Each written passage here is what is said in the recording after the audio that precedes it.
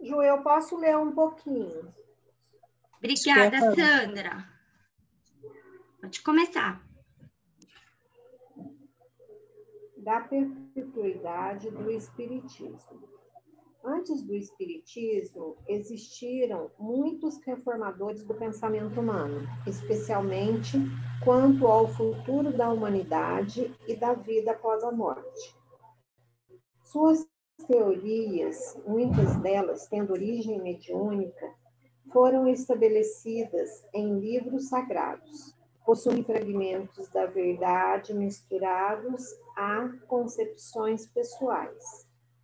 Assim, como é natural na condição humana, não são algo completo e perfeito. Com a morte desses líderes, suas doutrinas permanecem estáticas, pois não há como dar continuidade à sua elaboração. Elas se mantêm, assim, temporárias e circunscritas aos cenários de suas elaborações iniciais. As frases escritas pelo fundador ou profeta são então repetidas. Surgem sacerdotes para isso.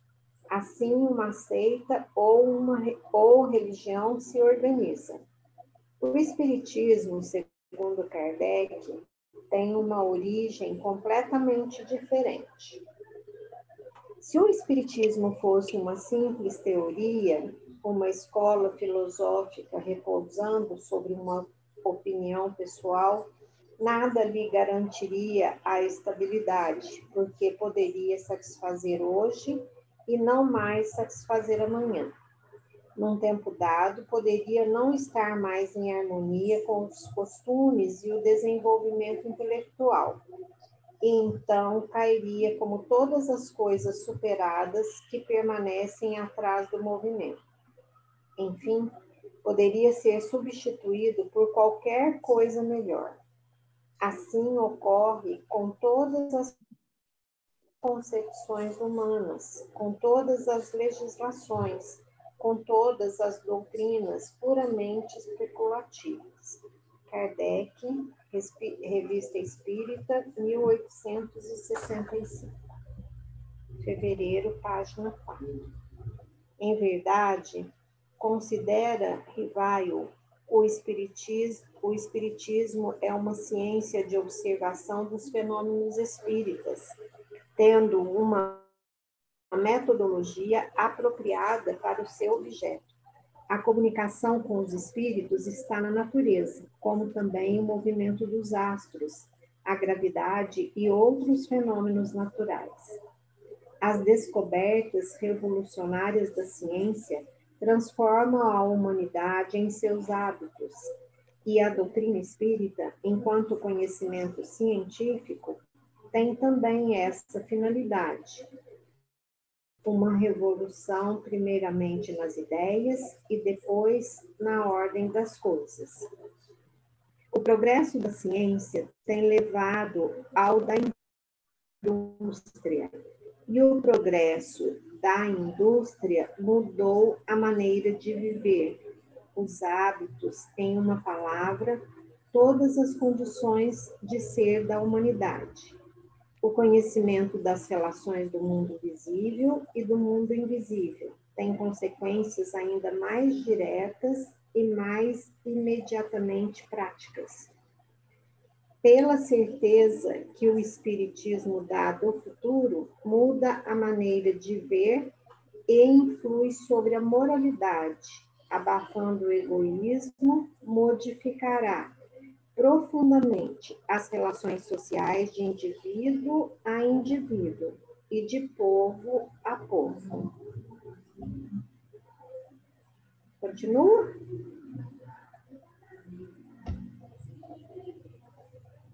Pode continuar, Sam. Enquanto ciência de observação, o método de elaboração da doutrina espírita se dá por meio de um diálogo entre os espíritos superiores, liderados pelo Espírito da Verdade, que transmitem seus ensinamentos para centenas de grupos de pesquisa, por diversos médiuns em locais diferentes.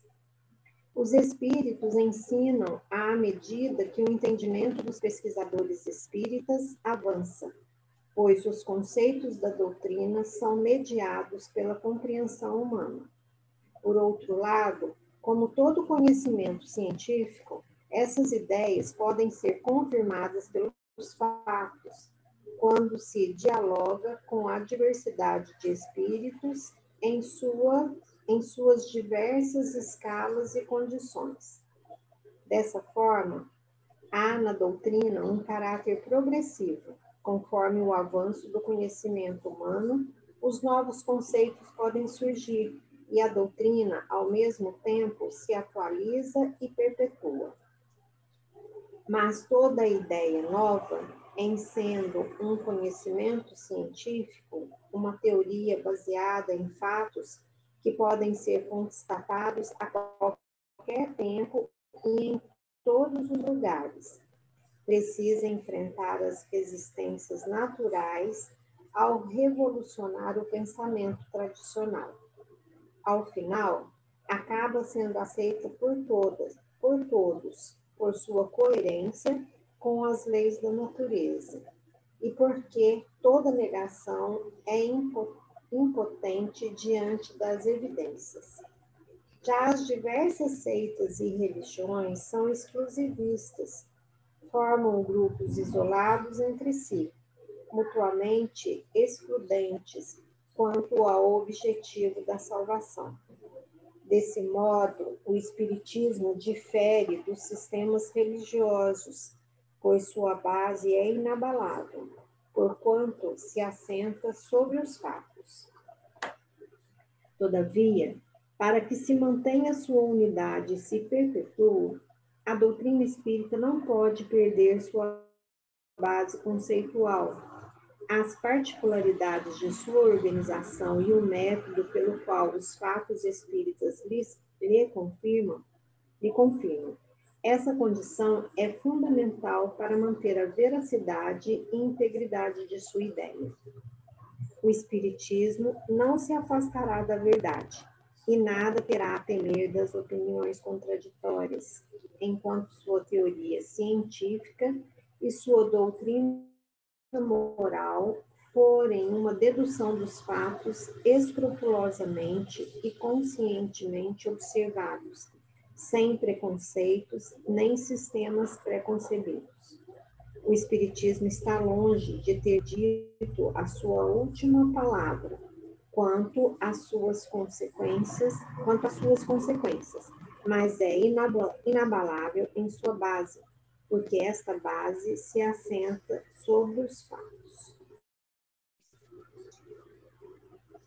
O professor Rivaio, em virtude de seu amplo conhecimento científico, filosófico e ético, tendo em sua reconhecida carreira conduzido pesquisas, elaborado obras amplamente aceitas no campo da educação, tinha também qualidades humanas necessárias para atuar como fundador do Espiritismo.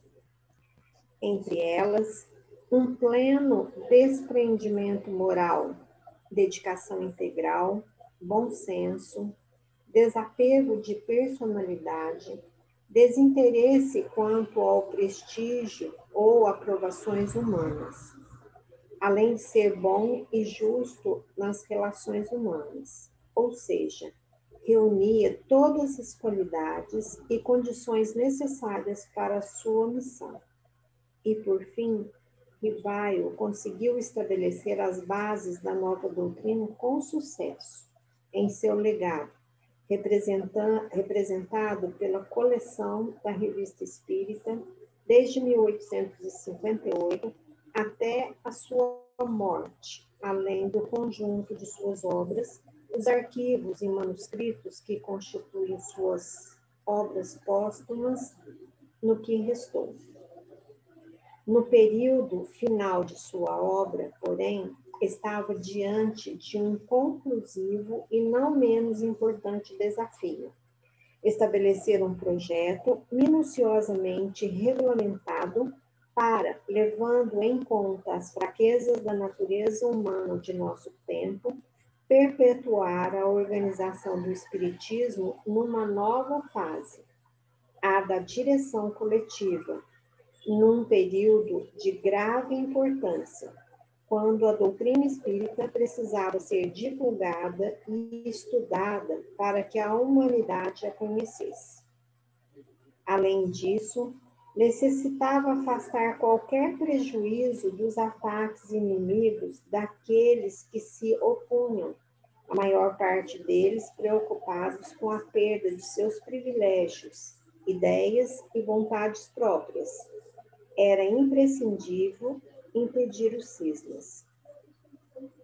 Não seria possível garantir que todos os interessados a participar do movimento espírita tivessem as mesmas qualidades e condições do fundador. Seria impraticável. O primeiro passo seria estabelecer como condição indispensável uma declaração explícita de cada integrante de que se conhece e aceita os conceitos fundamentais da doutrina espírita estabelecida nas obras de Kardec para manter a unidade de princípios. Depois, organizar um comitê com autoridade compartilhada em grupo, de modo que os defeitos e equívocos de uns deveriam ser superados pelos valores de outros, fazendo valer as vantagens das decisões tomadas em grupo pela sua maioria. Além disso, como um grupo grande teria dificuldade em resolver questões diárias, um grupo menor diretivo seria controlado por outro maior, com representantes dos mais diversos grupos espíritas reunidos em assembleia. Por fim, enquanto ciência de observação, toda a atividade do movimento espírita deveria dar continuidade às comunicações amplas e variadas com os espíritos, pois essa é a condição estrutural de sua teoria científica, enquanto observação dos fatos que a constituem. A manutenção do diálogo com os espíritos superiores não só manteria a sua integridade, como permitiria o seu desenvolvimento progressivo, como requer todo conhecimento científico. Era necessária a diversidade de grupos, com todos adotando a mesma doutrina, integrando médiuns capacitados e cientes da necessidade de abrir mão de sua personalidade para servir modestamente. Só assim seria possível manter uma rede disponível para a universalidade do ensino dos bons espíritos. Todavia, os grupos não poderiam permanecer desligados entre si, nem contar mais com a presença diretiva apenas do fundador, como ocorrera na fase da elaboração. Por isso, Kardec pretendia que a organização do Comitê Central, que correspondia à nova fase de direção coletiva, fosse reproduzida em cada um dos centros componentes do movimento espírita. Cada país teria seu comitê central, com as particularidades propostas pelo plano diretor elaborado por Vivaldi, tendo também suas assembleias regionais e nacionais que comandariam o comitê, em plena harmonia entre elas. Como se fossem observatórios, grupos de pesquisa científica organizados em semelhança a academias científicas, afirmou Kardec, para o desenvolvimento e hegemonia da ciência espírita e sua teoria basilar. Esse era, em suas linhas básicas, o arremate final, a conclusão do legado de Allan Kardec para a conservação e perpetuidade da doutrina espírita, até que fosse compreendida pela humanidade como teoria baseada em leis naturais da psicologia humana. Contudo, a expectativa não correspondeu à realidade. Apesar da vontade e dedicação de Rivaio, não foi assim que a história da espiritualidade. Como vamos demonstrar, seus sonhos não se realizaram e seus planos permaneceram, em grande parte, longe do conhecimento do movimento espírita que o sucedeu. Os manuscritos de seu projeto de regulamentação do movimento espírita nunca vieram a público. A fase da direção coletiva até hoje não foi realizada. Pelo contrário, exatamente o que Rivaio temia, o cisma que se deveria evitar para não prejudicar a doutrina espírita, tem se realizado amplamente no movimento espírita desde a sua morte. Pronto? E aí, o que vocês acharam? Muito bom. Bom em que aspecto? Uai, se tivesse dado certo, seria perfeito. Por isso, eu aprovo a sua ideia, Satiro. Minha De ideia? tentar implantar agora. De minha, tentar não. implantar agora. Não é minha, não. De quem? É de um É grupo do de grupo. pessoas. É nossa do grupo. Aí Então, vocês se juntaram à ideia, que nasceu com... Uhum. Começou com 3, né? Aí, de repente, já passou para 15, 20, 25, e hoje nós já somos 60 pessoas, praticamente. Aí, olha que bom. Entendeu? Então, aí você entende melhor aquele termo de adesão que a gente criou agora? Uhum. Por que é tão diferente? Por que é uma forma diferente, né? De fazer. Porque, por isso, a gente sentiu a necessidade e achou uma boa ideia que Kardec deu, da gente deixar bem claro o que a gente faz, entendeu? Porque estava vindo muita gente que queria outras coisas para dentro do nosso grupo, né, Ju? Que queria estudar coisas variadas e não queria ficar só em Kardec, entendeu? Não queria realmente se focar e atuar dessa maneira. E aí a gente falou, bom, então vamos pelo menos colocar a regra clara do que a gente quer. Quem quiser vai com a gente, quem não quiser, tudo bem, segue seu caminho. Né? E acho que... Uma dúvida. Esses manuscritos foram os que estão no acervo do Canuto, né? Que está sistematizado todo esse processo, né? Foi lá no arquivo do Canuto que descobriu isso? Parece que sim, principalmente, mas a gente não sabe com certeza, porque tem material do Charles Kempf também, né? Tem outros materiais que foram recuperados. O próprio Lucas. O Lucas também. Aqui, quando a gente for perpassar pela a importância da organização, que é o item que a gente vai entrar, tem documentos do Lucas.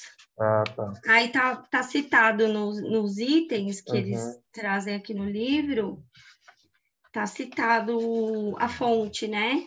Do CEDOR, alguns da revista, tem o manuscrito do Lucas, que aí a gente consegue baixar pelo QR Code. São as diversas... porque esse livro eu comprei ele, mas eu não li ele, porque aí eu comprei ele e a gente começou a fazer o estudo, aí eu estou seguindo por aqui. Aí eu...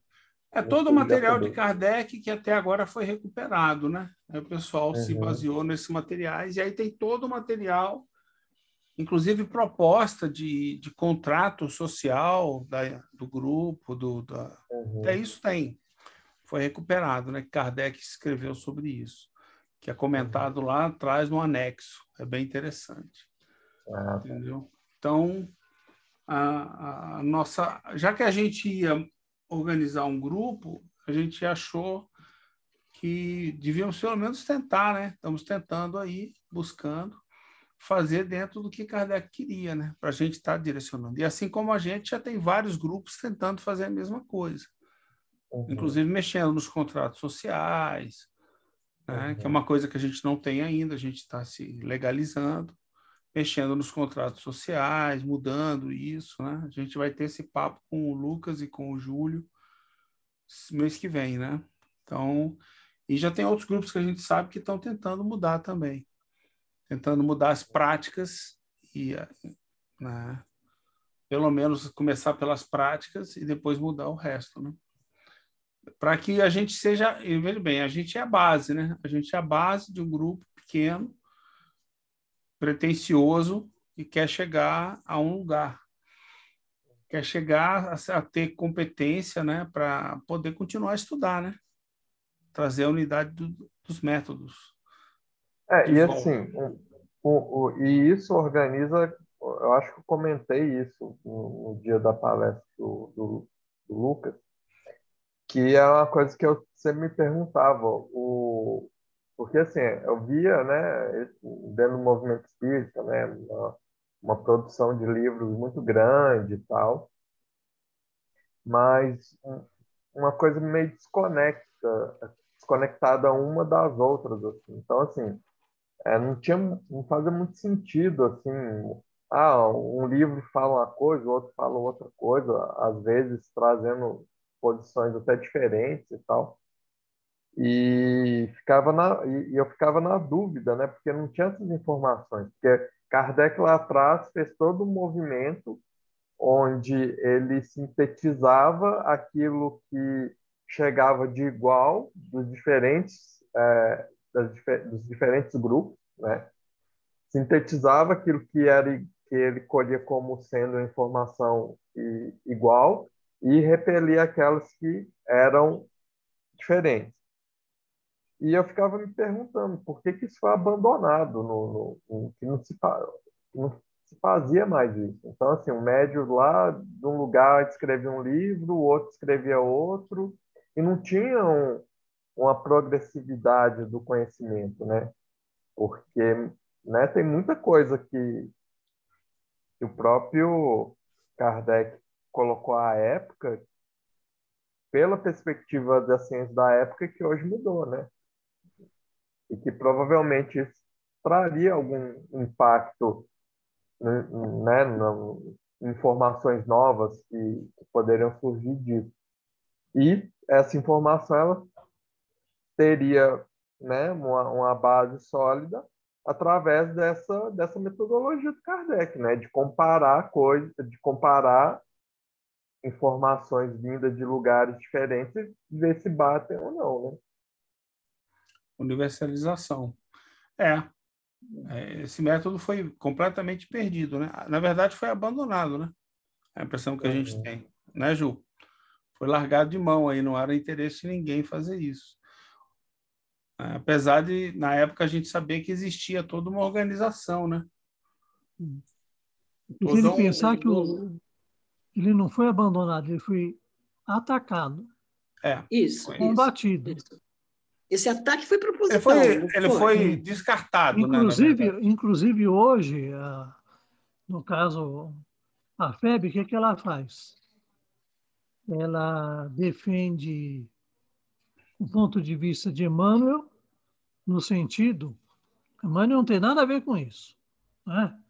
Mas ela pega e prefere a ideia do Emmanuel, que é a manifestação espontânea do espírito, do que aquela que Kardec fazia, que era a invocação do espírito. E também eles defendem grau de... Como é que a gente pode falar? De autoridade.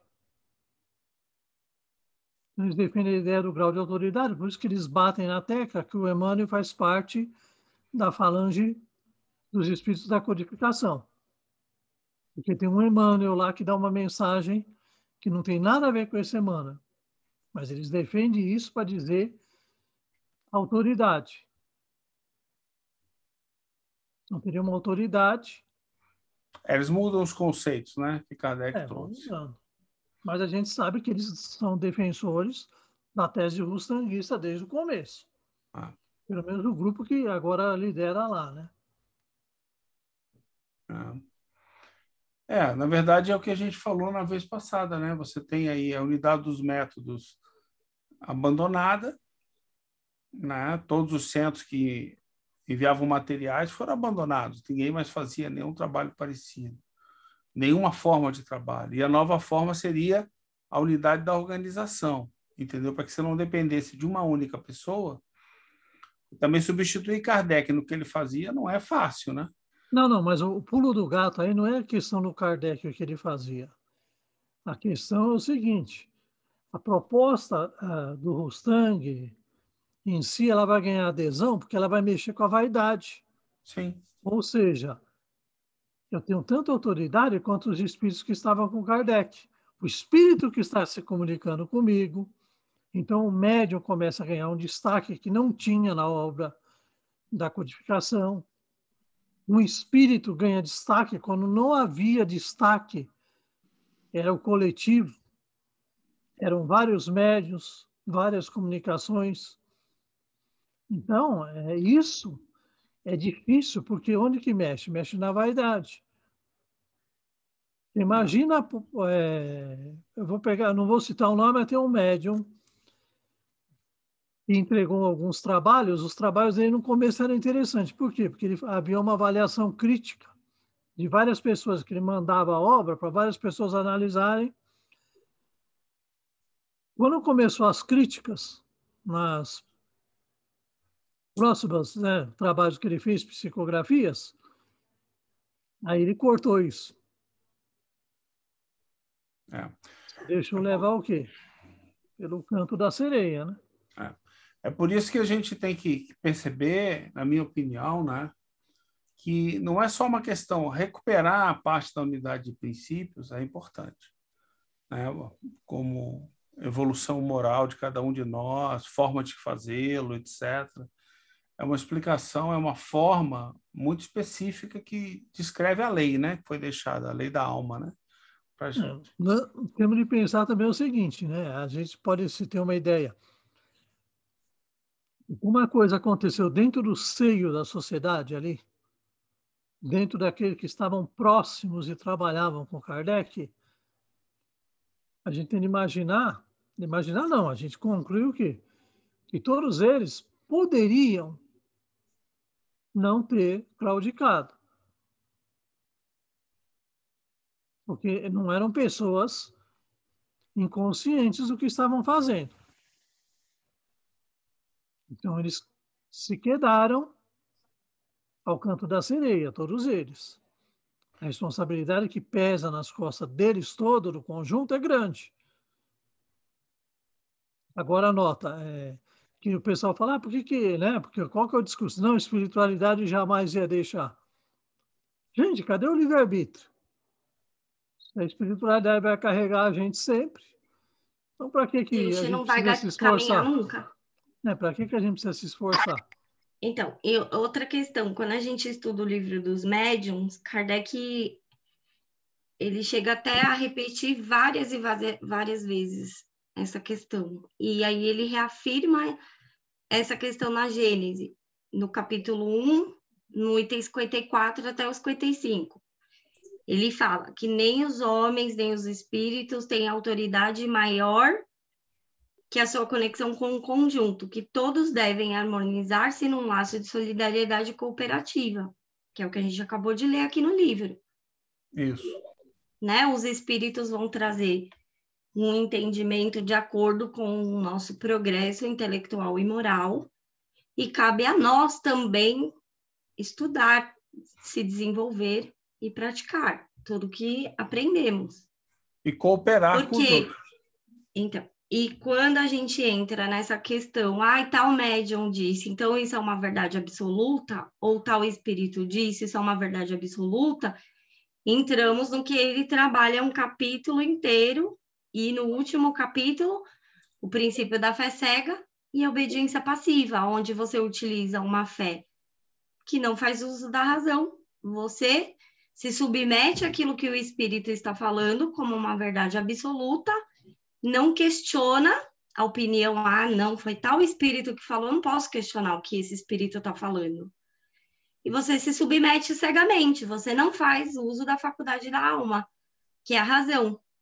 Você não busca compreender aquilo que está naquela mensagem, você só lê e aquilo é a verdade absoluta. E Kardec passa por isso, principalmente no livro dos médiuns, mas na Gênese ele também é enfático em trabalhar a questão da fé, da submissão passiva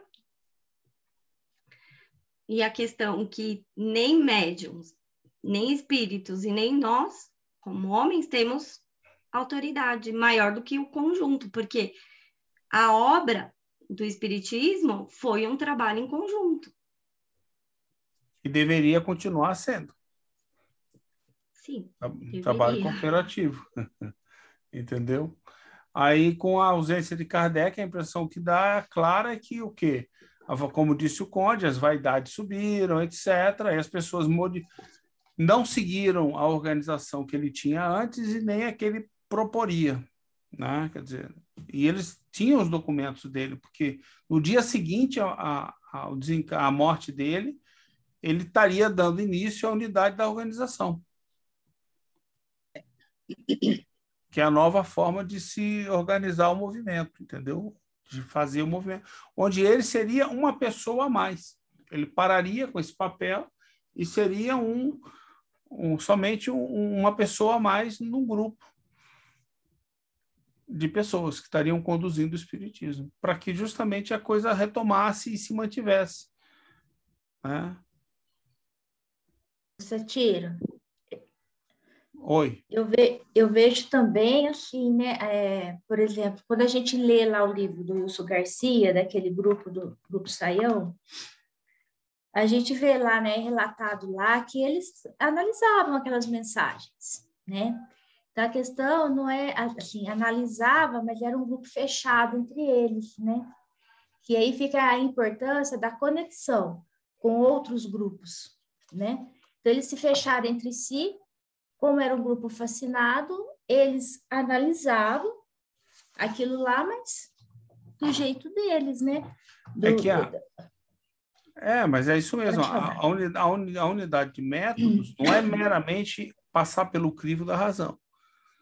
Entendeu? É a gente ter esse outro aspecto que se perdeu completamente depois da morte de Kardec, que é você ter basicamente a mesma mensagem, uma continuidade dela, vindo de diferentes grupos que não têm contato e se reunindo em algum local. Entendeu? Aí a proposta não é ter um novo Kardec. Por exemplo, como é que a gente está restabelecendo o espiritismo? Não é meramente estudando a unidade de princípios. Também, isso é importante. Mas é também começando a construção de uma unidade de organização para retomar a unidade de método. Ou seja, retomar todas as unidades que Kardec deixou, que na época de Kardec foi deixado para trás. Todas as três foram deixadas para trás.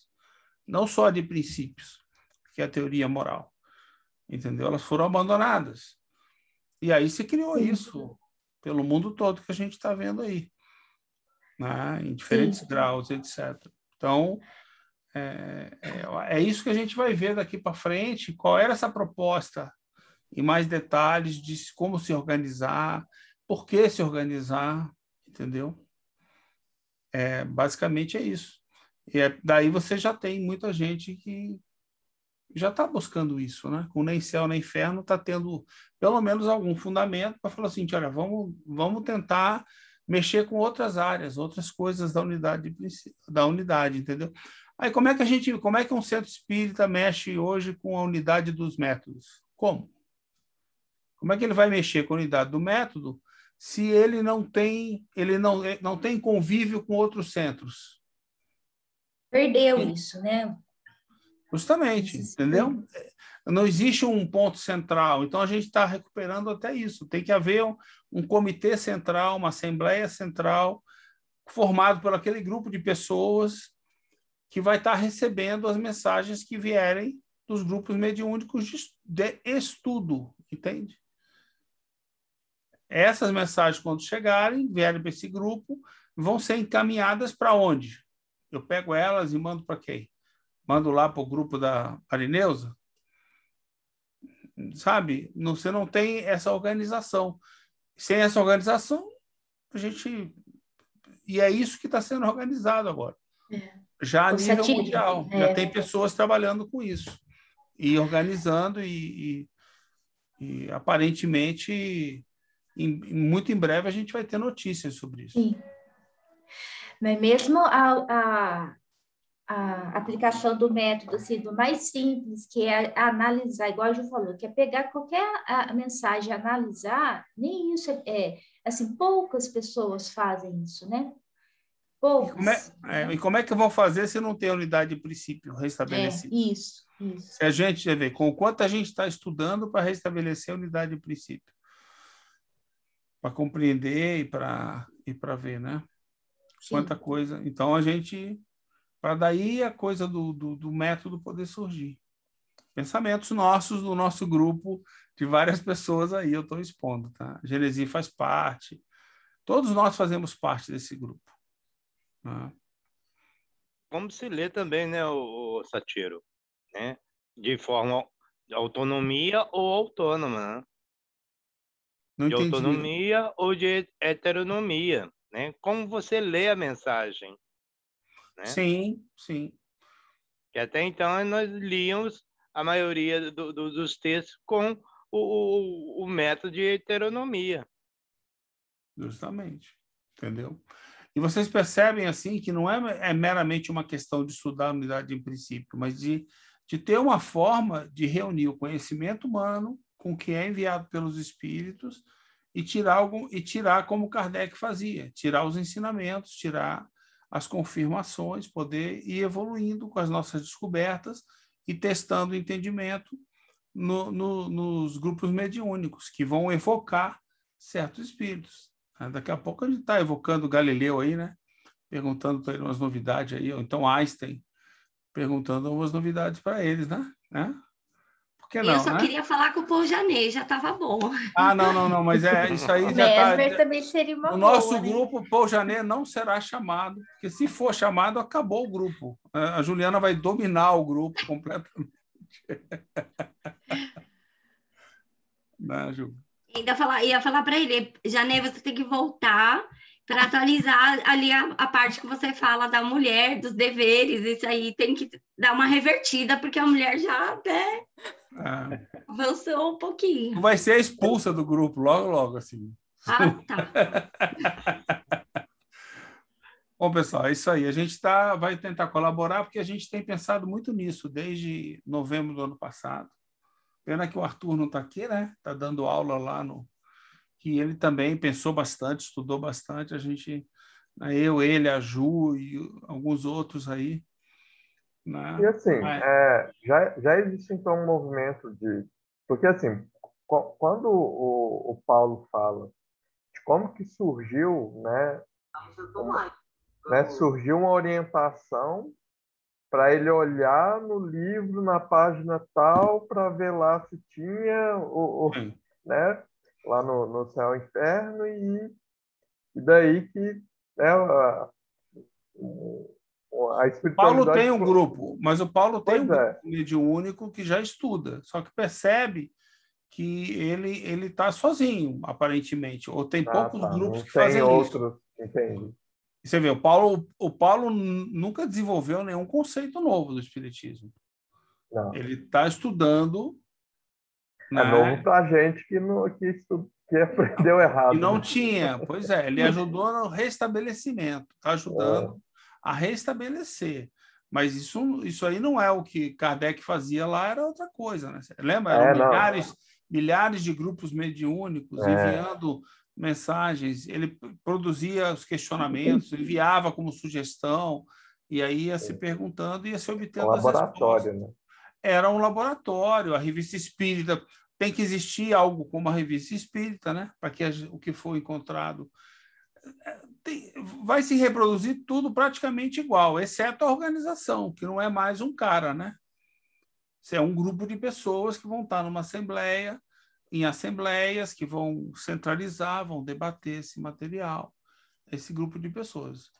Né? E assim, porque assim, algo que eu até comentei, porque assim, eu espero muito mais do movimento espírita fora do Brasil e em movimentar algo a ponto de fazer com que as coisas aqui mudem do que... Porque tem muita coisa aqui institucionalizada e tem muita gente forte. Mas essas pessoas, mas assim, você está confundindo a FEB, o movimento, com o restabelecimento. O que uma coisa tem a ver com a outra? Você acha que vai se restabelecer pela FEB? Acho difícil. Não, mas aí que tá. Mas aí ela atrapalha o restabelecimento. Não, acho que pessoas, não. eu acho que elas atrapalham mais do que ajudam, assim, sabe? Eu acho que não. Eu não espero que essas entidades elas vão parar e vão fazer assim, hoje o meu cargo aqui, a minha cadeira papal, agora eu vou compartilhar ela. Não acho que vai acontecer. Mas eu vejo que uma possibilidade de repente, da mesma forma que houve uma boa vontade né, igual existem os relatos, né, vários, né, chegaram até nós, né, que assim que isso começou a acontecer, vários países já começaram a adotar as obras originais e já começaram a estudar e tal. Eu fico pensando se fora do Brasil já tem também esse movimento, sabe, desse restabelecimento e dessa vontade de se pesquisar dessa forma, porque quando eu penso nisso, eu começo a imaginar o que pode vir de conhecimento fantástico dessa movimentação, tá? Aparentemente sim, né? Mas assim, o que cabe a nós, a nossa maneira de pensar é restabelecer o espiritismo nesse grupo aqui de 60 pessoas. Que esse é o nosso trabalho. A gente pensa assim, primeiro a gente precisa compreender o espiritismo na sua essência, né? Passando pelas obras de Kardec. Então, um questionamento que é interno, muito grande, é a questão que o Conde falou, a questão da evocação dos espíritos. Porque o espiritismo foi um trabalho em conjunto. Muitas das coisas quem trouxeram foram os espíritos. Porque foram eles que vieram dizer, olha, a morte não existe, a gente sobrevive. E a minha condição no mundo espiritual é essa. Então, a questão da evocação, hoje, existem até lugares que, né, já fui e se falava, não pode evocar. Então, eu penso da importância da gente compreender todo esse contexto histórico do surgimento do espiritismo, né, estudar a revista espírita, compreender tudo isso, e quando acho que a gente tiver, né, essa compreensão, aí sim, conversar com os espíritos, perguntar, porque a nossa ciência, em todos os aspectos, ela já evoluiu, né? Teve um tema de debate nosso num grupo de estudo, e a gente não está falando, eu não tenho nada que fazer hoje aqui, então eu vou invocar um espírito, vou conversar. Não, a gente está falando de um trabalho sério, responsável, né? Fundamentado na ciência, numa busca verdadeira, íntima, porque os espíritos, né, conhecem o nosso pensamento, o nosso sentimento, e compreende o objetivo do estudo daquele grupo. Né? Na busca de informação verdadeira pelo conhecimento. Então, eu penso que espírito, né, que se presta a ajudar um espírito no bem, não ajudaria, não participaria. Não faz sentido, né, pensar diferente.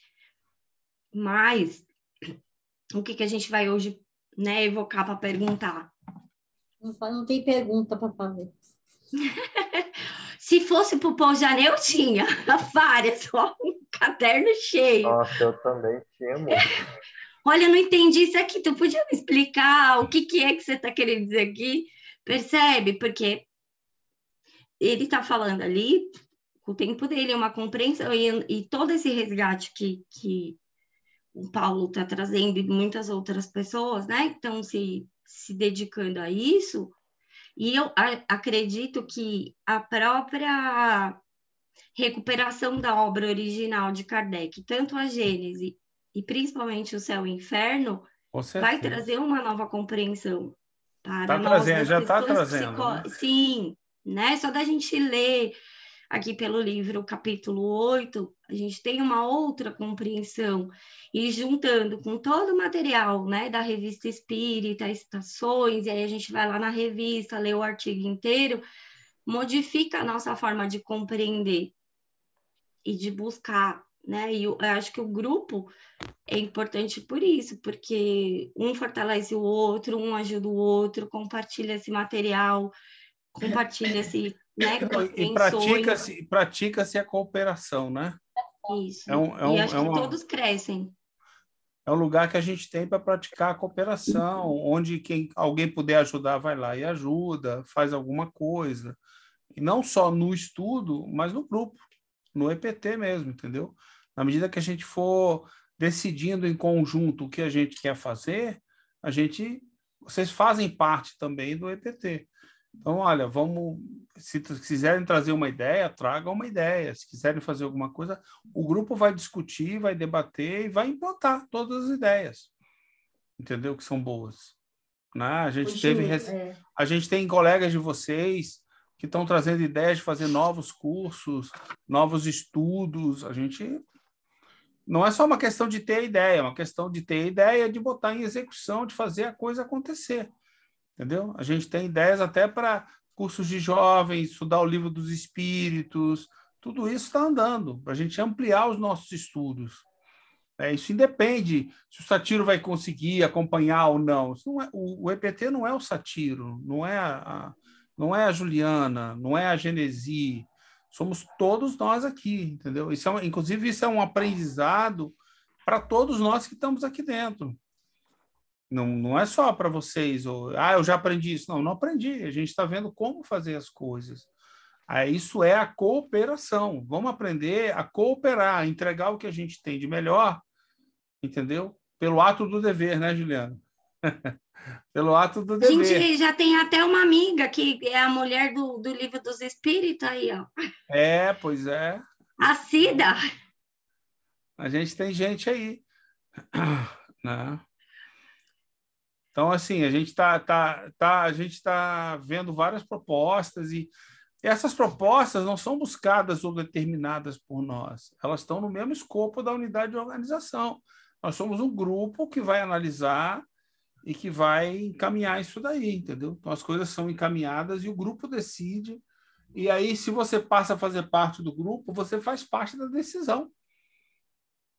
Só não faz parte da decisão se você não quiser. Entendeu? Se você quiser ficar olhando, mas você é livre para poder opinar, participar, não só no estudo, entendeu? É seu também esse espaço daqui. Do que não adianta nada. Livre-arbítrio completo. Vai do seu interesse, né? Onde você quiser se desenvolver e você achar que existe um espaço que você queira usar, use o espaço, entra e usa. Tá? Mas tem muita coisa pela frente ainda aí. Vamos ver como fazer isso, então. Acho que... Vamos aprender. Isso. A importância da organização do movimento espírita. Quem quer ler? Vou falar um pouco, Juliana. Página, Ju? A gente está no 117. A Genesi que vai ler? Eu posso ler. Quem foi que falou que eu não vi? Pode ler, Cecília. Pode ler. Vou ler um pouco. Pode ler. A importância da organização do movimento espírita. Allan Kardec sabia do pouco tempo que lhe restava para concluir as metas do espiritismo. A necessidade de uma organização do movimento espírita recebeu dele uma ampla divulgação desde suas viagens a partir de 1861. Na reunião geral dos espíritas da cidade de Bordeaux, que desejavam formar uma grande sociedade unindo a todos, Rivail discursou no encontro. Direi o que já disse o ano passado em Lyon.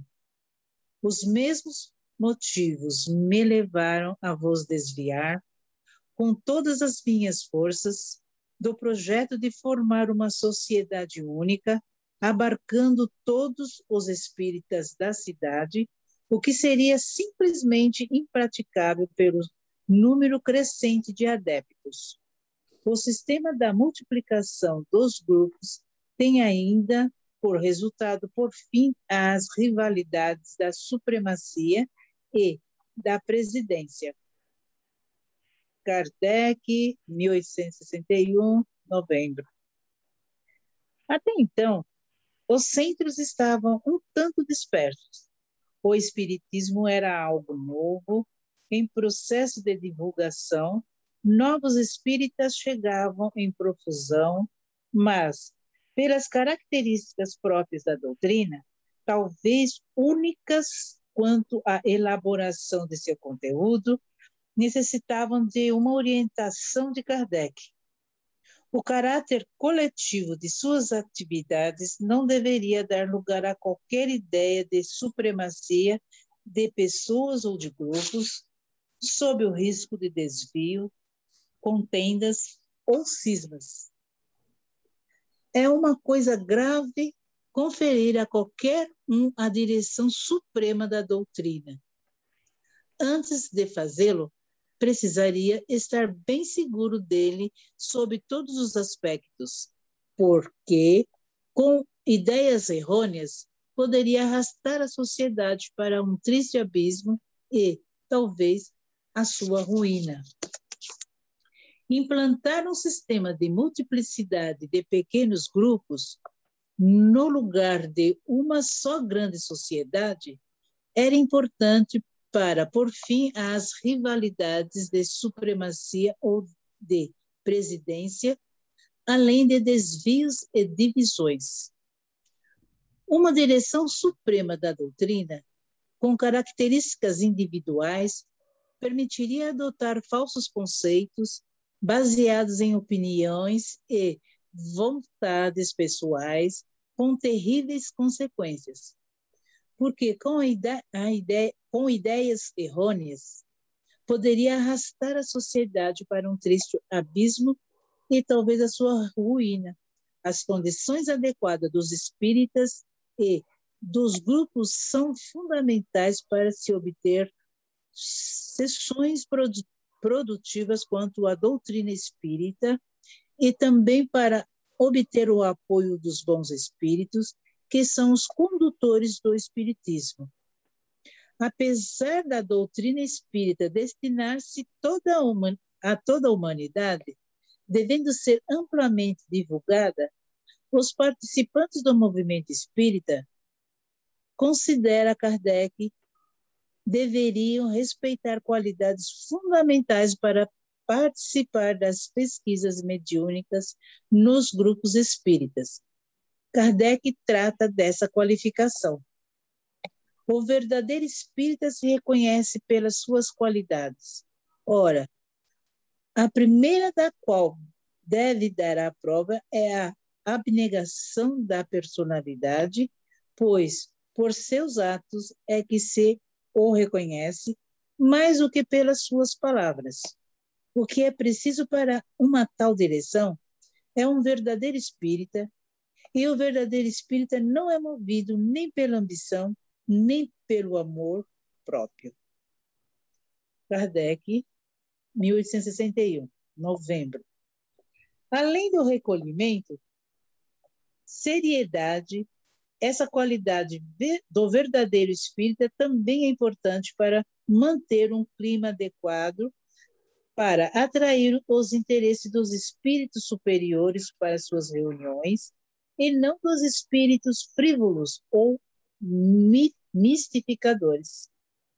Qualquer que seja a natureza da reunião, quer seja numerosa ou não, as condições que deve preencher para atingir o objetivo são as mesmas.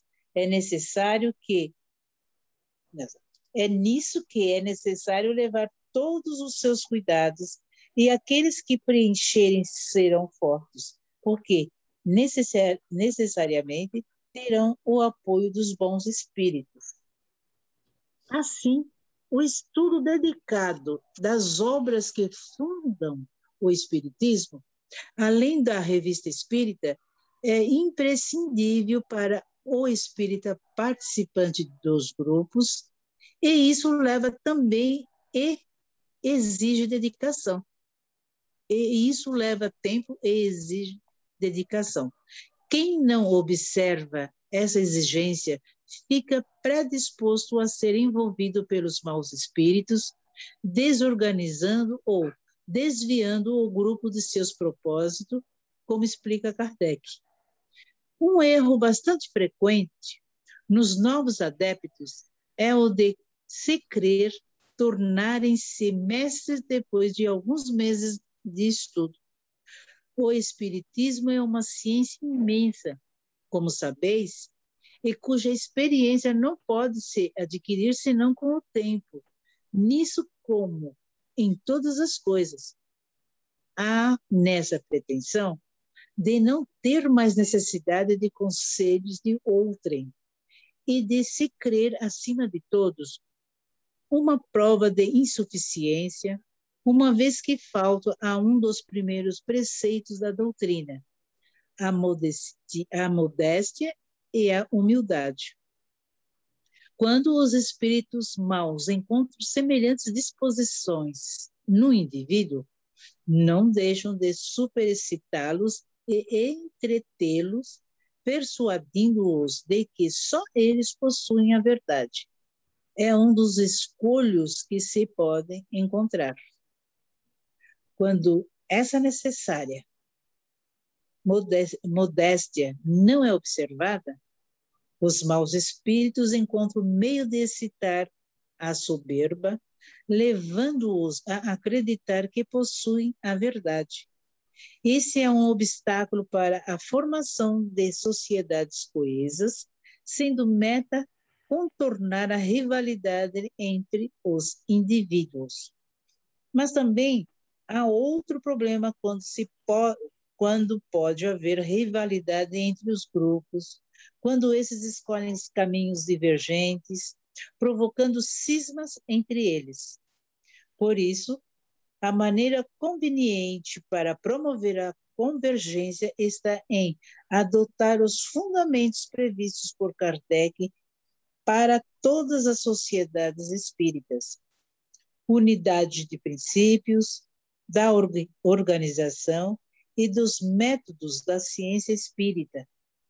Desse modo, Kardec chega ao preceito fundamental da perpetuidade do espiritismo. Os grupos são tantas pequenas sociedades que caminharão necessariamente no mesmo caminho se adotarem todas as mesmas bandeiras, as bases da ciência consagrada pela experiência. Em sua conclusão de discurso, Kardec afirma que o trabalho progressivo da elaboração da doutrina espírita deveria contar com uma organização de onde representatividade dos pequenos grupos deveriam formar assembleias representativas, evitando qualquer forma de poder centralizado, fosse nos grupos, fosse nas localidades. Uma estrutura que permitisse a universalidade.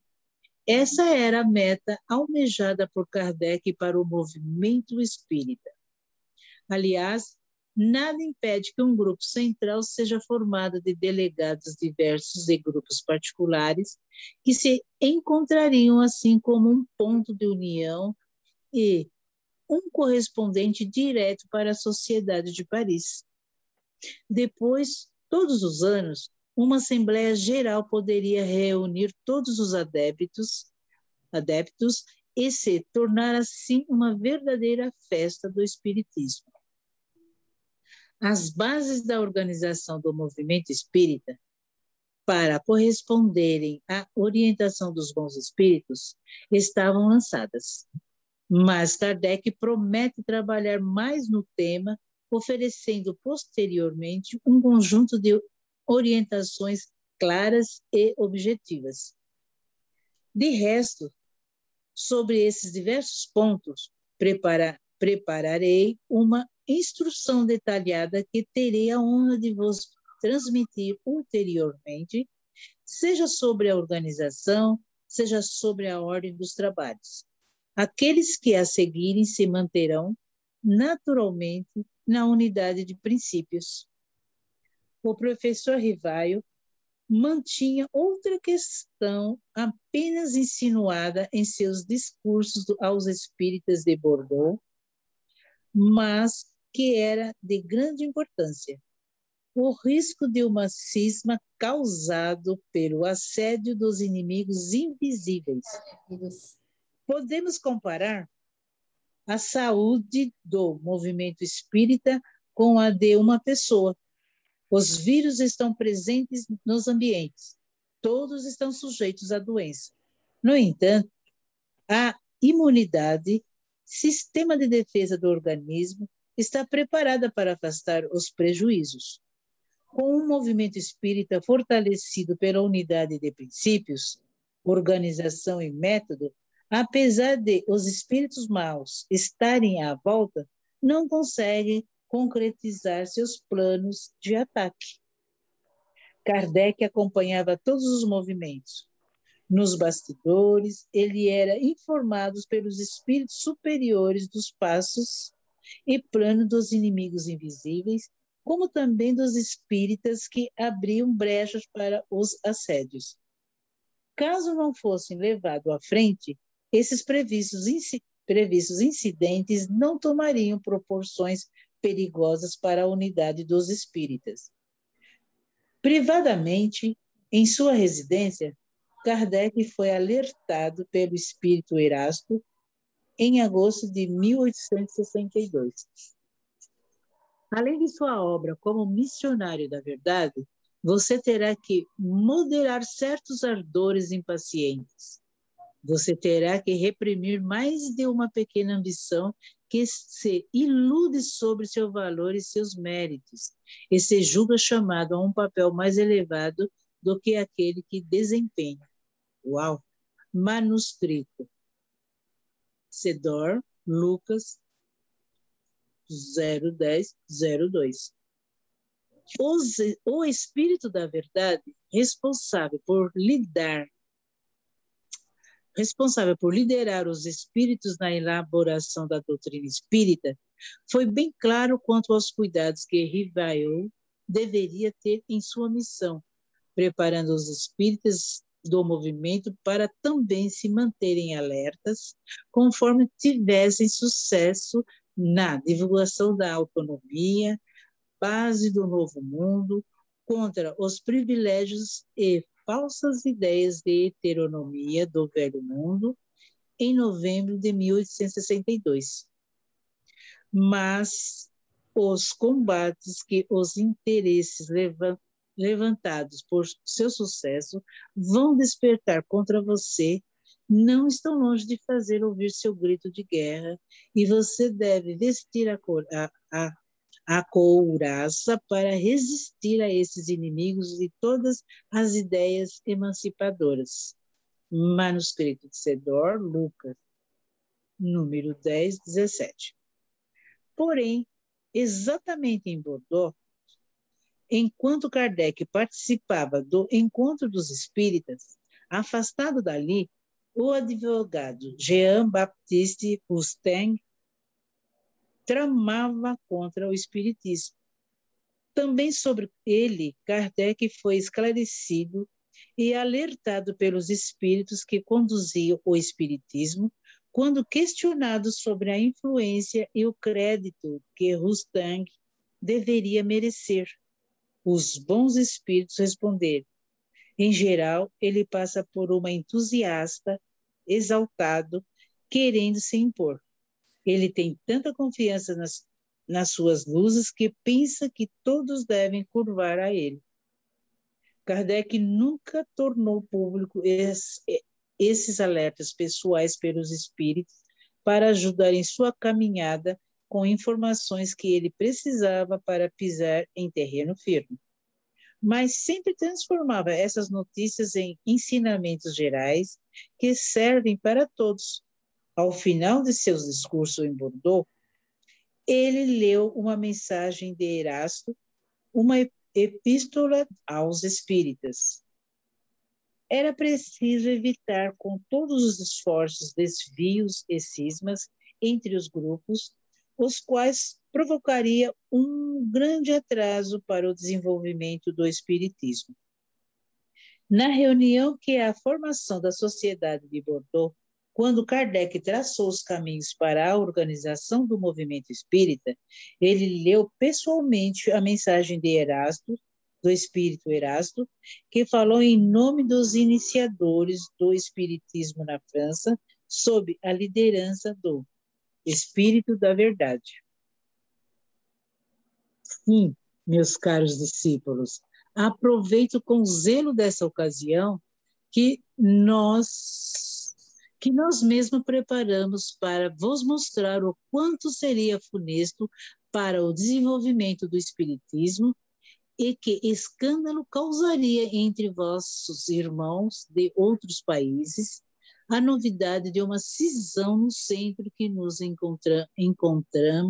encantamos até esta hora de citar, pelo seu espírito de fraternidade, a todos os outros grupos formados ou em vias de formação. Kardec, 1861.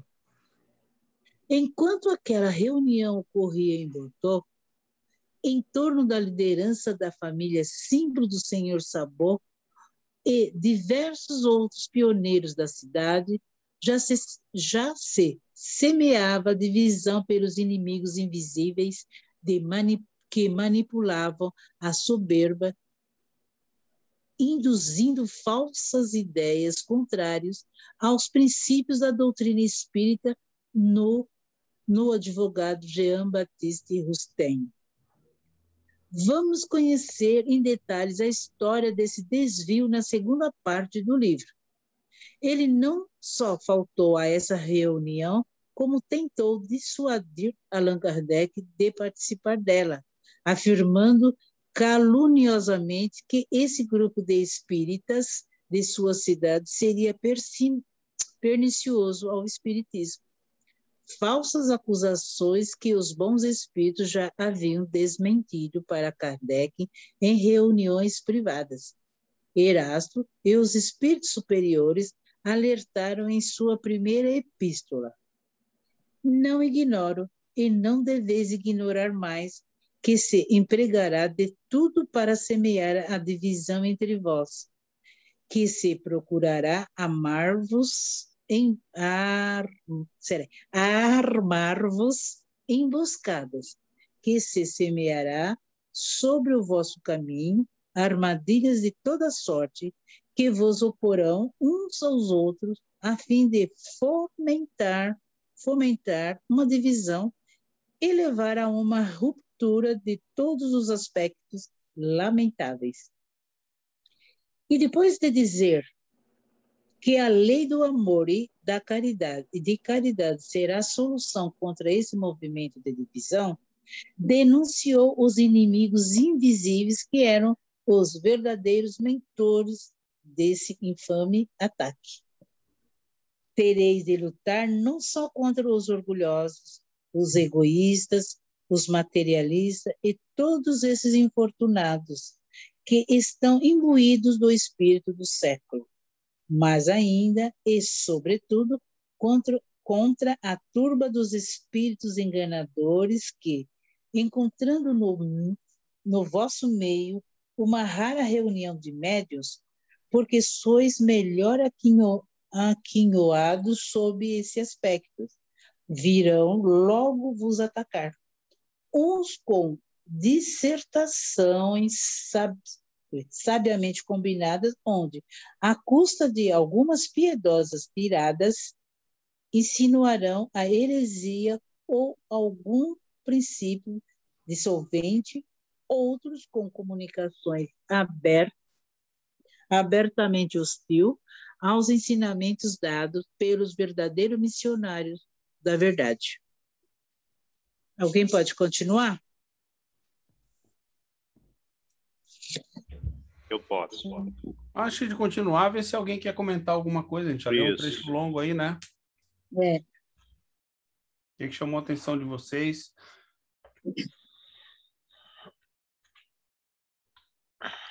Faltar uma folha e meia, é isso, para concluir? Deixa eu ver. Uma folha. Acho que não.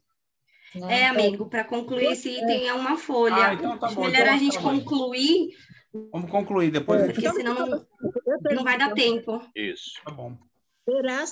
Erasto mediu as palavras, mas demonstrou toda a gravidade e a necessidade de alerta e união para lutar contra esse terrível desvio que se anunciava. Seria mesmo necessário denunciar os causadores dos cismas. Crede-me, não temais nunca então em desmascarar os patifes que, novos tortufos, se introduzirão entre vós sob a máscara da religião, sede igualmente sem piedade para com os lobos devoradores que se escondem em peles de ovelha. Aqui estava surgindo, sob a alerta dos espíritos iniciadores do espiritismo, o desvio da moral autônoma proposta por Jesus e retomada pela doutrina espírita em seus estudos psicológicos.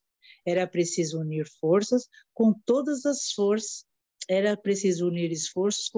as forças para manter a unidade dos princípios espíritas fundamentais, entre eles a caridade desinteressada, a liberdade de pensamento e consciência, a compreensão da lei das escolhas das provas, as diferenças entre sofrimentos físico e moral, o entendimento de que Deus não premia nem castiga, a reencarnação como meio educativo do espírito, entre tantos outros. Os inimigos invisíveis desejavam impor falsos ensinamentos, como a ideia de queda, karma, sofrimento físico como um castigo divino. Como fugir dessa armadilha? Os espíritos, liderados pelo Espírito da Verdade, concordam com Kardec pela unidade de princípios, organização e método da ciência espírita, de tal forma, afirma Erasto, que a busca de uma meta comum é basilar. Do resto, em todas as coisas, é preciso saber se submeter à lei comum. Não compete a ninguém subtrair-se dela e de querer impor sua opinião e seu sentimento quando esses não são aceitos pelos outros membros de uma mesma família espírita. E então faz uma recomendação que valia para todo o movimento espírita que então se organiza quanto ao trabalho em grupo, pelo abandono das ideias e vontades pessoais em favor dos ensinamentos universais dos bons espíritos. Pois, acima de tudo, estava a contribuição inerente à razão de ser dos espíritos, a melhoria moral e a regeneração da humanidade. Vos convido com instância a vos modelar sobre o uso e os regulamentos da Sociedade de Estudo Espírita de Paris, onde ninguém, qualquer que seja a sua classe, sua ideia, os serviços prestados ou a autoridade adquirida pode substituir sua iniciativa pessoal da sociedade da qual faz parte. É incontestável que os adeptos de um mesmo grupo devem ter um justo respeito pela sabedoria e pela experiência adquirida. A experiência não é um quinhão nem do mais velho, nem do mais sábio, mas bem daquele que se ocupou por maior tempo e com maior fruto para todos os nossos consoladora filosofia. Quanto à sabedoria, cabe a vós examinar aquele ou aqueles que, entre vós, melhor seguem e praticam os seus preceitos e as leis. No entanto, meus amigos, antes de seguir as vossas inspirações, tendes a não esqueçais vossos conselhos e vossos protetores etéreos para consultar, e estes jamais vos faltarão quando os solicitardes com fervor e com um objetivo de interesse geral.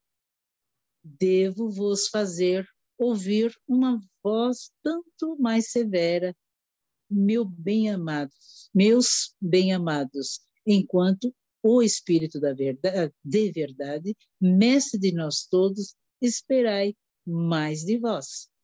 Lembrai-vos de que fazeis parte da vanguarda espírita e que a vanguarda, como o Estado Maior, deve a todos o exemplo de uma submissão absoluta à disciplina estabelecida.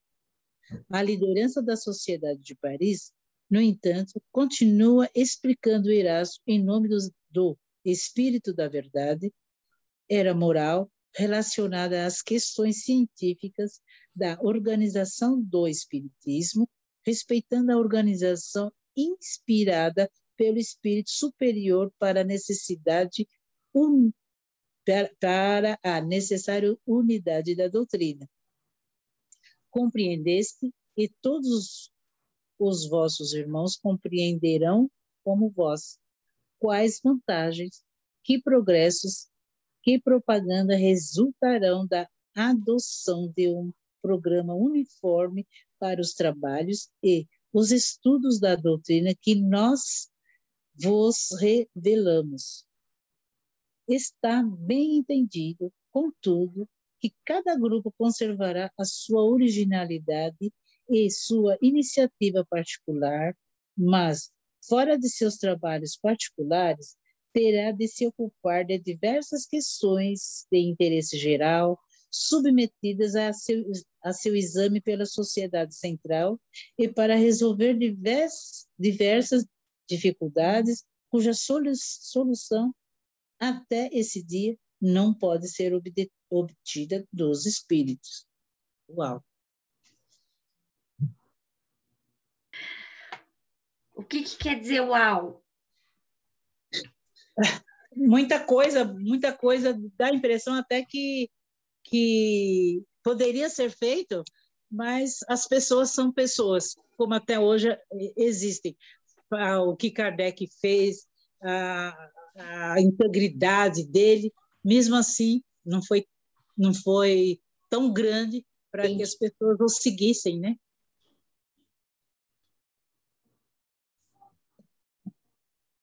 Quem mais quer comentar?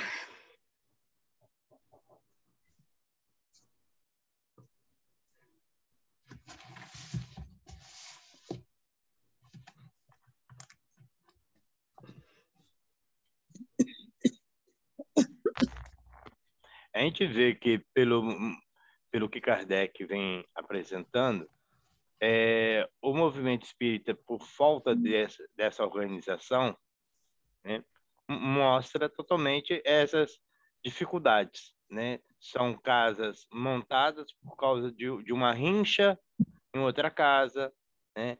O movimento espírita em si, ele se habituou a isso, né? A criar esse movimento assim, né?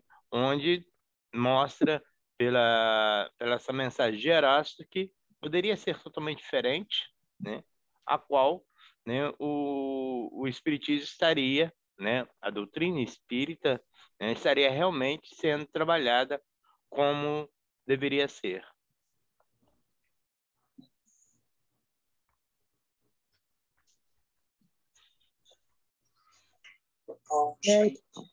Quando vocês...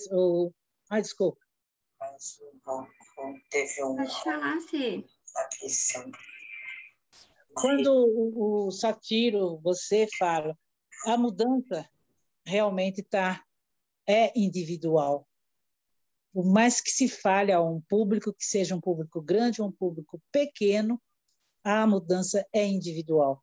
Porque o que eu estou falando, por exemplo, o que eu estou falando para o grupo, cada um vai agir de uma forma. E aí que fica bem paulatina a nossa ascensão, a nossa compreensão. Mas o que eu observo é o seguinte, a mudança é individual, individual. Então, quer ver uma mudança que é individual, que afeta o grupo?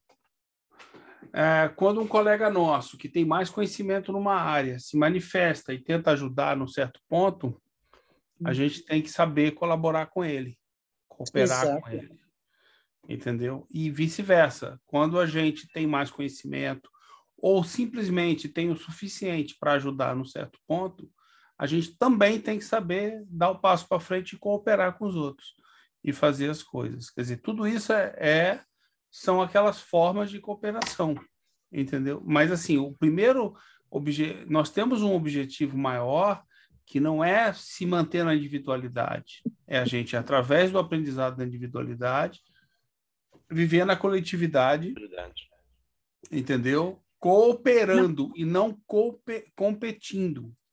O nosso problema é que a gente hoje compete em tudo, entendeu? Eu não vou falar aqui porque deve ter alguém aí que sabe mais que eu. Bom, qual o problema de saber mais que você? Quer dizer, tem milhões de pessoas no mundo que sabem mais do que eu, entendeu? E se aqui no grupo tiver 5 pessoas, até que é pouco, né? Que sabem mais do que eu. Tiver 10 ou tiver 20 pessoas que sabem mais, é pouca gente. Então, assim, e eu quero o quê? Eu quero dizer alguma coisa e ser escutado, ou eu quero dizer e colaborar? Então, a gente começa a se mexer em todos os pontos. E na medida que a gente mexe com isso, a gente, se a forma de fazer, a intenção, for uma intenção de cooperação, você está construindo alguma coisa diferente. Entendeu? Você tem que, como dizer assim, você tem que cair de cabeça. É isso que eu sei, é com isso que eu sei cooperar. Se não tiver certo, eles vão me corrigir. Vão te ajudar, não é questão de corrigir, mas vão te ajudar a você se melhorar. E a cada um de nós, né, nos melhorarmos.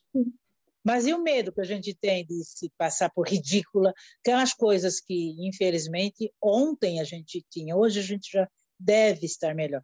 A gente está falando assim, o grupo talvez tenha uma consciência diferente hoje, mas de tudo que esse homem fez, de tudo, mesmo assim, teve muitos inimigos.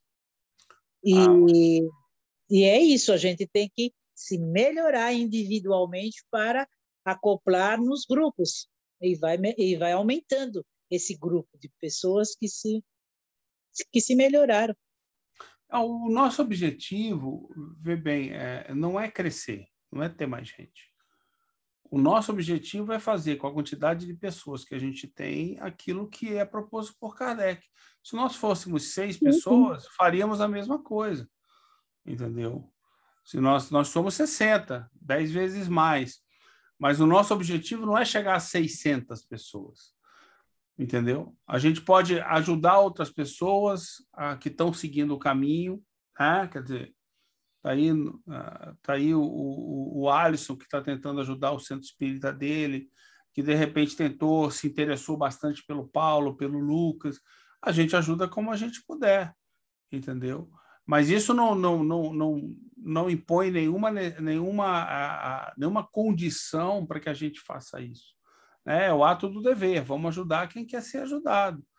Então, qualquer pessoa que nos pedir uma ajuda aqui dentro ou lá fora, a gente ajuda, da maneira que a gente puder. E aí a gente vai tocando, ou seja, o bem se sobrepõe, né? Vamos tentar ter o ato do dever, fazer o bem da melhor maneira que a gente puder, né? Então, aí... quando eu falei crescer, não é para crescer o grupo, é para ser assim, bem divulgado. E nós estamos num grupo, eu e a Val, aí eu falei assim, eu conversei com a Val, falei, vamos falar para a fulana, né, que é a gerente, que está na frente, é à frente do trabalho, né? Vamos pedir para ela, vamos falar sobre o livro Autonomia, Nem Céu Nem Inferno, vamos explicar certas coisas, tal. E ela aceitou. Aí ela falou com o grupo aceitou. É isso, divulgar, não deixar o pouco que eu tenho só para mim. Isso mesmo. Eu acho legal aquele discurso do Paulo, nós não vamos ser uma luz, né? Vamos ser uma velhinha, né? Velhinha. Se cada um for uma velhinha, a gente vai... Uma velhinha é melhor, uma velhinha já é uma chama acesa. E se você acender mais uma chama, genial, entendeu? E assim a gente vai se melhorando, assim a gente vai, né? As coisas, as ideias vão se aglutinando e vão se encaixando, e a gente vai descobrindo junto que tem coisa que não está muito certa, tem coisa que está certa, tem coisa que pode ser melhorada, e a gente vai sem ter um objetivo, além do objetivo de estar fazendo bem, de estar nos melhorando. Não é um objetivo de se impor de nada, é um objetivo nosso, é o objetivo da doutrina, divulgar a doutrina, entendeu? Para quem? Para qualquer pessoa que queira. Aí, se não quiser, o dia que quiser, a gente está aqui, entendeu? Ponto final. A gente vai fazer essa divulgação dessa maneira, e é, né, dessa maneira que a gente vai. Quem quiser ir com a gente, vai com a gente. Aí a gente tenta pegar as melhores práticas, né? De quem já pensou sobre isso, de quem já imaginou. Então, nós estamos tentando pegar as sugestões que Kardec deixou para a gente escrito, né? Porque ele pensou muito sobre isso, teve muito aconselhamento. Então, para que reinventar a roda? Vamos começar por ele, né? Pelo que a gente conseguiu agora. Primeiro para nós mesmos. Sempre. Primeiro para nós mesmos. Sempre. Né? Eu queria deixar esse trechinho aqui, né, de reflexão para a gente finalizar, que é esse último trechinho, né, que a Cecília leu. No entanto, meus amigos, antes de seguir as vossas inspirações, tendes, não esqueçais vossos conselheiros e vossos protetores etéreos para consultar, e estes jamais vos faltarão quando os solicitardes com fervor e com um objetivo de interesse geral. Né? Geral, não individual. Isso. Então, né, esses textos que nós estamos lendo, estudando, né, eles deverão ser estudados novamente por nós, né, meditado. E quando houver alguma dúvida, por mais que ela seja equivocada, que coloque no grupo, né? Não fique com vergonha de fazer a pergunta, de questionar, não entendi isso, porque é só assim que a gente cresce junto. É isso mesmo. Essa é a nossa ideia. Traga para o grupo. Se você não quiser escrever, traz para o próximo estudo. Isso. A gente volta. Muitos de vocês talvez não tenham ouvido isso, né? Porque isso é da época da Gênese, né, Ju? Mas o nosso objetivo é o seguinte: se não ouviram, vão ouvir agora. A gente vai seguindo a leitura do livro, mas se em algum momento alguém quiser voltar para o início e tirar uma dúvida, a gente volta para o início e tira a dúvida. A gente não tem obrigação com virar página, a gente tem obrigação com conhecimento. Então, se você fez uma pergunta que remete a alguma coisa que a gente já estudou capítulos atrás, a gente volta capítulos atrás, relê e estuda. Todo mundo vai ter aproveitamento com essa sua retomada. E assim a gente vai seguindo, entendeu? No final, vocês sabem, né? Que no final não tem diploma, né? Vocês não vão ganhar nenhum diploma. Vocês sabem disso, né? Ai, não estou que frustrando pena. ninguém aí. Não estou frustrando ninguém aí, não, né? O Roberto não veio hoje, então o Roberto ficaria frustrado, que ele quer o diplominha dele. Mas assim, então não tem diploma. E aí, sim, e quando a gente acabar, a gente começa de novo, entendeu? A gente vai começar de novo, ou com outros estudos, usando esse conhecimento, ou com o mesmo estudo, né? Como essa não é uma obra fundamental, né? Mas que dá subsídios importantes, pode ser retomada mais adiante, né? Mas a gente vai ficar lendo, indo, voltando, estudando. Então, é esse o nosso compromisso, né? Ô, Satiro. Oi. Pode falar, depois eu falo. Tá, é rapidinho. Porque quando nós fazemos alguma pergunta, questionamento aqui, evita de levarmos para fora, até para os grupos que estamos participando fora deste aqui, coisas pessoais, né? Achismos. Então, é importante a gente debater, né, até a exaustão do assunto que você não conseguiu entender. É isso aí. A Pode gente falar, está sempre Milena. aprendendo. Vai lá, Milena. Oi. Não, só para dizer aqui que eu estou encantada assim, com a proposta do grupo, né? Que eu não achei que nessa encarnação eu fosse viver isso. Não achei, sinceramente, porque era isso que, de certa forma, eu ansiava e não entendia. Agora eu estou conseguindo entender o que é que eu queria dentro do grupo espírita, né? Dentro do grupo lá do centro, em qualquer lugar que eu participasse. Por isso que eu acho que eu sempre fiquei assim, vou num canto, vou no outro, para ver se eu conseguia me identificar. Continuo com essa característica, assim, que eu acho que pode me agregar alguns valores. Mas é esse movimento aí, assim, que eu estou mais me identificando e que eu estou sentindo que tem a ver com a minha proposta de vida, minha proposta do conhecimento mesmo, da doutrina e da prática mesmo, né? Bem interessante, muito legal isso, muito bom mesmo. Muito obrigada, Satiro, por me fazer o convite de entrar. Léo, né? Léo. E você, sim. Léo. Muito obrigada por me aceitarem, por estar dividindo Tamo comigo junto. o conhecimento de vocês. E espero poder contribuir mais. Estou começando a estudar um pouco mais. A gente vai estudar bastante coisa aí. Uhum. Isso. Então, É pena que a gente está virtual, né? Para não pode dar um abraço aí, abraçar todo mundo. Eu sou beijoqueira, abraço, ó, né? E que inveja de vocês aí, tudo agasalhadinho. Aqui em Salvador está chovendo, mas estava fazendo calor. Aqui está frio. Aqui está frio também. Agora, hoje, amanhã, aqui no sul, vai ser um dia muito frio aqui. São Paulo se prepara. Ô, delícia! Não, 12 graus, frio, não precisa mandar 12 graus, não. 10 horas da manhã é de lascar, entendeu? Não precisa mandar para cá, não. Se quiser mandar para cá, eu aceito. Aqui já está frio 25 demais. graus, gente. Aqui está 25 graus agora. Chovendo e está 25 graus. Onde tu tá, Milena? Que é para ir mesmo que eu for. Salvador, venha, minha filha. Venha para casa. Fica aqui em casa para tu ver. Ai, que delícia, que tudo de bom.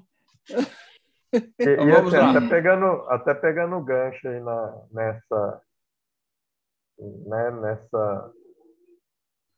coletividade espalhada aí pelo Brasil, como é que hoje a tecnologia favoreceria, né, pode favorecer muito essa coletividade de tomada, inclusive de decisão. Com certeza. Você pode construir um comitê do mundo inteiro. Justamente. As assembleias podem ser mundiais pela internet, até isso. Pela internet. E as decisões com até tradução simultânea. Né? Tudo é possível. A gente está muito próximo, né? Hoje não tem lugar longe, a gente está próximo. Não Verdade. tem. Não. E a palavra conexão é maravilhosa. Quem vai fazer a nossa prece? A gente vai parar aqui, ó, no item da página 125. A força do Espiritismo está em sua unidade. Certo? Certo.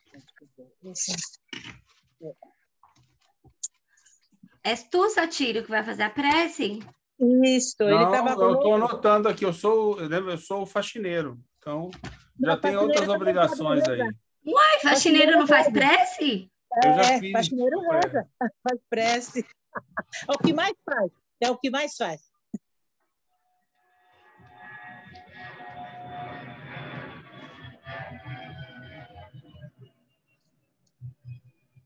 Escolhe alguém aí, Ju. Ô, Genezinho, escolhe alguém aí, Genezinho.